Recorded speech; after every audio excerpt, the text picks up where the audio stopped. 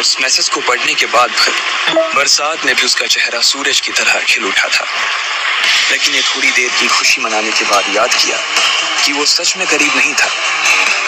असल में उसके परिवार ने उसे एक परीक्षा में डाल रखा था जिसका नाम था गरीबी अभ्यास परीक्षा। बेटा लक्की, तुम हमारे खानदान के वारिस तो हो, पर उसके किसी भी हिस्से पे तुम्हें हक तभी मिलेगा जब तुम एक परीक्षा को पास कर लोगे। मैं कुछ समझा नहीं दादाजी। जब तुम परीक्षा पास कर लोगे तभी तुम्हें तुम्हारा हक मिलेगा।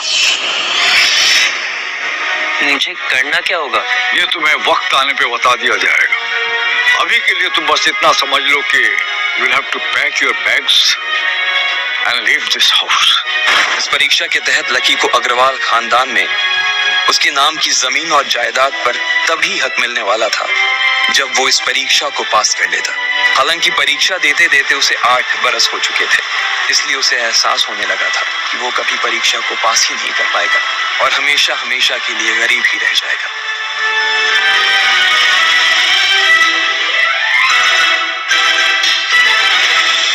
मैंने राहुल के साथ मैचअप कर दिया। आज से यही मेरा बॉयफ्रेंड है। लकी ने होटल की तीसरी मंजिल की ओर देखा। वो डिंपल को कोस रहा था। अच्छा वो चली गई, अब मिलना कभी। अगले दिन जब लकी की आंख खुली तो वो सीधा उठा और तैयार होकर शहर के सबसे बड़े बैंक न्यू सिटी बैंक पहुंच गया। भाई अब इसमें से कौन सी गाड़ी लेगा? ये वाली? नहीं वो वाली। न्यू सिटी बैंक न सिर्फ शहर का सबसे बड़ा बैंक था बल्कि वो सबसे अमीर बैंक भी था। वहां पर शहर के सबसे अमीर लोगों के ही पैसे जमा किए जाते थे। कहाँ दवाओं की बदबू और कहाँ ये खुशबू। वाह।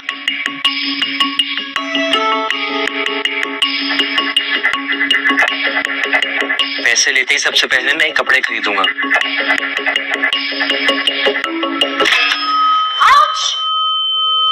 और इस जल्दबाजी के चक्कर में वो एक लंबे बाल वाली लड़की से जा टकराया था। आई एम सो सॉरी, मैंने आपको देखा नहीं, प्लीज आप मुझे माफ कर दो। क्या सॉरी? हाँ, और क्यों नहीं देखा तुमने? तुम्हें इतनी बड़ी लड़की दिखाई नहीं देती है? मैं ट्रांसपेरेंट हूँ क्या? बैंक की मैनेजर यास्मीन पटेल उन दोनों की ओर बढ़ी चली आ रही है। And how is your sorry going to help me at all?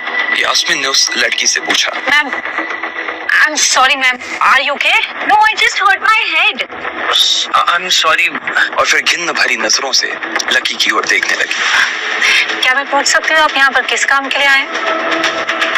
मैं अपने पैसे निकलवाने के लिए आया हूँ। What? पैसे? Do you have card? New city bank का कार्ड हासिल करना एक बहुत ही मुश्किल भरा काम था। अगर किसी को भी उस बैंक का कार्ड लेना था तो सबसे पहले उस आदमी को अपने खाते में कम से कम 5 लाख रुपए जमा करवा कर रखने पड़ते थे। नहीं है कार्ड? कार्ड तो नहीं है। Very good. जैसे ही उस लंबे बालों वाली लड़की ने लकी का जवाब सुना तो वो खिलखिलाकर हंस पड़ी।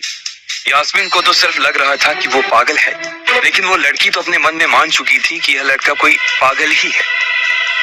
यास्मीन देखो, अगर ऐसे सड़क छाप लोग तुम्हारे बैंक में आकर कस्टमर्स को परेशान करने लग जाए तो उससे तुम्हारी बैंक को काफी नुकसान हो जाएगा और उसकी इमेज भी काफी खराब हो जाएगी।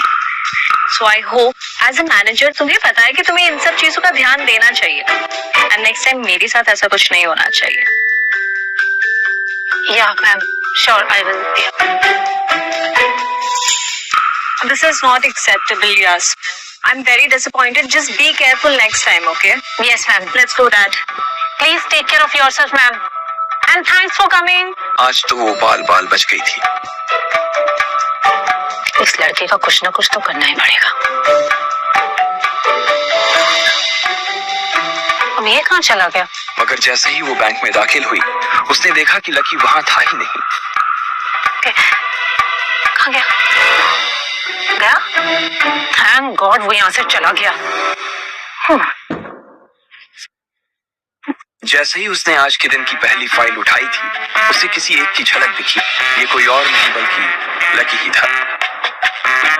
उसने देखा कि लकी बैंक के वीआईपी लॉन्ज के बाहर खड़ा था। उस कमरे के अंदर शहर के सभी रईस लोगों का उठना बैठना था। हे यो, तुम जाओ, वहीं रुके रहो। वहीं रुके रहो।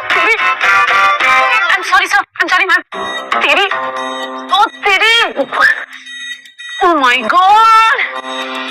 इधर जैसे ही लकी कमरे में दाखिल हुआ, वहां का कस्टमर रिलेशन मैनेजर जो कि सोफे पर फैला हुआ था, वो उसे देखते ही अचानक सीधा बैठ गया। हेलो सर, कैसे हैं आप? How may help you? उसके मुंह से बिना लकी को देखते हुए ये शब्द निकले। अरे कौन हो भाई, क्या चाहिए तुम्हें? मैं अपने पैसे लेने के लिए आया हूँ। तुम्हारे पास हमारा सुप्रीम कार्ड है? नहीं। अगर कार्ड नहीं है तो पैसे नहीं मिल सकते। चलो निकलो यहाँ से, आउट। नहीं, मैं अपने पैसे लिए बिना नहीं जाऊंगा। भले ही उसके पास कार्ड नहीं था, लेकिन इसका मतलब ये नहीं था कि वो अग्रवाल खानदान का लड़का नहीं था। अरे बोला ना एक बार, अगर कार्ड नहीं है तो पैसे नहीं निकल सकते, और वैसे ही पैसे होंगे तब तो निकलेंगे। चलो बार बार आउट, निकलो। पैसे हैं तभी तो निकालने के लिए आया हूँ ना। देख तो सुबह सुबह फालतू की बकवास मत कर, चुपचाप यहाँ से निकल जा, वरना गार्ड्स को बुला लूंगा, धक्के मार मार के बाहर फेंक देंगे तुझे। निकल। जैसे जैसे मैनेजर उसकी ओर बढ़ता चला जा रहा था, लकी का डर भी बढ़ता जा रहा था कि अचानक घबराए हुए लकी के दिमाग में एक आइडिया आया। फिंगरप्रिंट। लेकिन मैनेजर को यह समझ नहीं आ रहा था कि आखिर लकी को फिंगरप्रिंट की जानकारी मिली कैसे। आपने कहा ना आपको कार्ड चाहिए, मेरे पास कार्ड तो नहीं है पर फिंगरप्रिंट है, और मुझे पता है कि आपके यहाँ फिंगरप्रिंट से भी काम चल जाता है। मैनेजर ने लकी को घूरते हुए पूछा। अच्छा, तो तुझे फिंगरप्रिंट एक्सेस चाहिए? रुक, ये लो। फिंगरप्रिंट चाहिए ना? इधर आओ, आइए, लगाओ अपने फिंगरप्रिंट्स।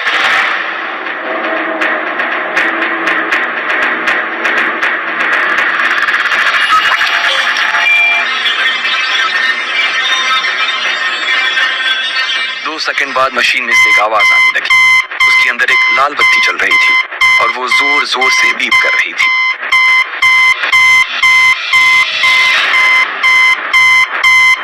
कमाल। सर, आपका तो फिंगरप्रिंट मैच ही नहीं हुए। अब बोलिए, अब सर मैं एक और बार ट्राई करूं? क्या एक और बार ट्राई? मैनेजर उसकी पैंट की ओर देखने लगा। उसे लग रहा था कि लकी ने अपनी जेब में कोई हथियार छुपा रखा था। इससे पहले कि लकी अपनी जेब से कोई बंदूक या बम निकालता, मैनेजर ने अपना फोन निकाला और पुलिस का नंबर लगाने लगा। लकी ने उसकी स्क्रीन पर देख लिया था कि वो 100 नंबर पर फोन लगा रहा था। लकी बुरी तरह से घबरा गया था। सर प्लीज सर आप ये क्या कर रहे हैं? Hello, police control room. क्या लकी इसे पुलिस को बुलाने से रोक पाता? कहीं उसे कोई फेक मैसेज तो नहीं आया था? लकी कैसे मुसीबत से बाहर निकला?